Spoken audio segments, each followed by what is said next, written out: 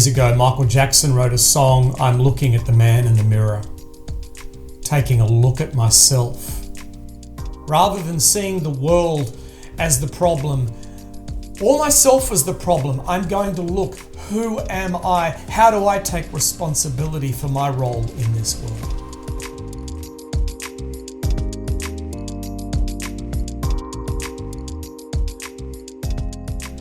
In our society, there's only one valid emotion that men feel safe showing publicly.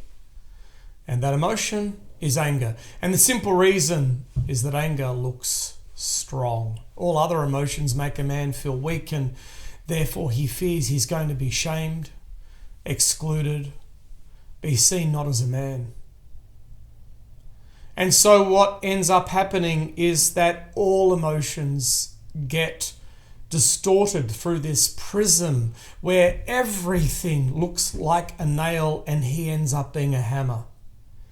Everything gets expressed as anger. So if a woman cries in the workplace, she's emotional, but if a man gets angry in the workplace, he's not. Now, I'm not suggesting that anger in and of itself is bad. It isn't. In fact, anger is a helpful and necessary emotion because it clarifies what is just and unjust, what we allow and do not allow, where our boundaries are.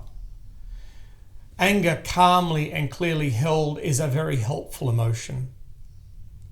But when anger is the only expression, the only colour in our palette, the only tool in our tool shed, then it usually comes across as something brittle, rigid, inflexible, uncaring, and quite chaotic. When we get angry, it's often helpful to ask ourselves, where is this anger coming from? Did someone take power from me? How would I safely regain my power? How would I more deeply express what I'm feeling?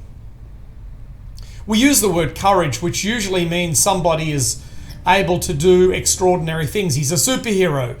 But courage doesn't mean that. Courage means to bare my heart, to reveal what's going on there.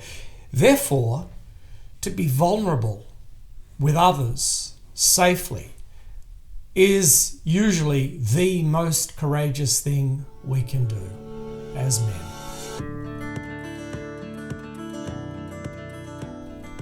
The Centre for Men has programs and tools to help men access the full palette of emotions that he feels, to depthen and broaden his experiences of life so that they can be understood more fully than just as anger, and to use anger wisely and appropriately so he does not cause harm to himself and others.